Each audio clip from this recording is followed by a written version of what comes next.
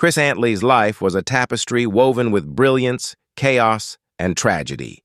He was a jockey who had a natural gift for connecting with horses, a fierce competitive streak, and an unforgettable presence on and off the racetrack. By the time he was just 34 years old, Antley had already notched over 3,400 wins, captured 2 Kentucky Derby victories, and secured his place in the annals of American horse racing. Yet, despite his many accomplishments, Antley's life was fraught with turmoil, haunted by substance abuse, mental health challenges, and a mysterious death that left the horse racing world in shock and sorrow. On December 2, 2000, Chris Antley was found dead in his Pasadena home. What initially appeared to be a drug overdose quickly morphed into something darker when authorities noted signs of blunt force trauma to his head. Although the official cause of death was ultimately declared as multiple drug toxicity, the eerie circumstances surrounding his passing have never been fully resolved. This article examines the life, legacy, and suspicious death of Chris Antley, a man who rode with angels but wrestled with demons. Christopher Wiley Antley was born on January 6, 1966, in Fort Lauderdale, Florida, and raised in Ellery, South Carolina. From a young age, it was clear that he had a unique connection with horses. His father, a horseman himself, introduced Chris to riding, and by the time he was a teenager, Antley had already set his sights on the racetrack. Antley left school after the 9th grade to pursue a full-time career as a jockey. By age 17, he was already competing at professional tracks and quickly gained a reputation for his aggressive riding style, uncanny instincts, and ability to communicate with horses in ways few jockeys could. In 1983, at just 17 years old, he scored his first win at the now-defunct Pimlico Racecourse in Maryland. From there, his rise was swift and emphatic. In 1985, he became the leading rider at Aqueduct and then repeated the feat at Belmont Park. It was clear that Antley wasn't just a talented young jockey, he was a prodigy, a natural savant in the saddle. Despite his meteoric rise, Antley's career was not linear. He went through periods of intense success punctuated by personal breakdowns and public disappearances. In 1987, he shocked the racing world by becoming the first jockey to win 9 races on 9 different horses in a single day, a feat that remains one of the sport's most astonishing records. But even as his legend grew on the track, Antley's personal life was unraveling. He began using drugs, mostly cocaine and prescription medications, to manage the pressures of fame, weight maintenance, and the grind of racing. The physical demands on jockeys are immense, requiring severe weight restrictions and relentless travel. For someone as emotionally sensitive as Antley, the lifestyle became overwhelming. His substance abuse became public in the early 1990s, and in 1991, Antley left racing to enter drug rehabilitation. Many believed this would be the end of his career. Instead, it marked the beginning of one of the most inspiring comebacks in the sport's history. In 1997, Antley returned to racing and immediately reasserted himself as a top-tier jockey.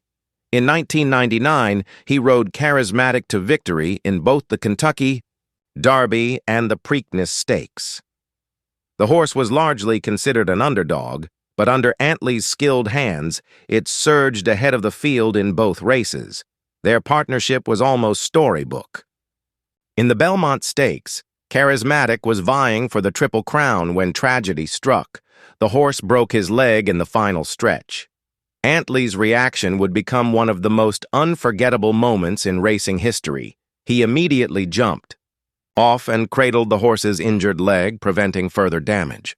The image of Antley holding Charismatic, tears in his eyes, symbolized the deep empathy he felt for his horses and became an emblem of his emotional depth.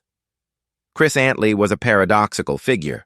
He could be cocky, defiant, and wild, yet also gentle, poetic, and deeply spiritual. Those who knew him spoke of a man who could quote philosophers one moment and erupt in uncontrollable laughter the next. He saw riding as an art form, a spiritual union between man and animal. Yet his inner demons never fully loosened their grip.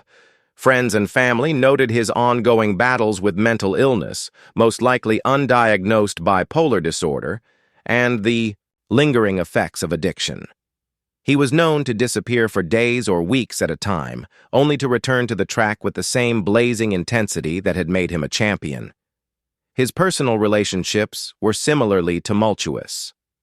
In 1999, shortly after his Derby win, he married Natalie Jowett, a former model and actress. They had one child together.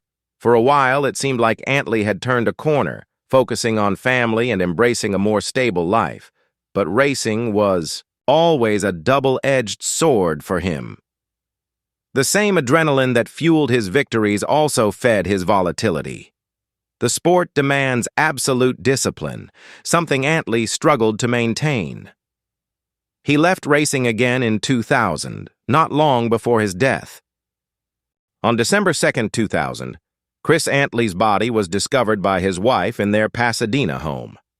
He was lying in the bathroom, unconscious and unresponsive. Initially, the cause of death was presumed to be an overdose. Antley had a well-documented history of drug abuse.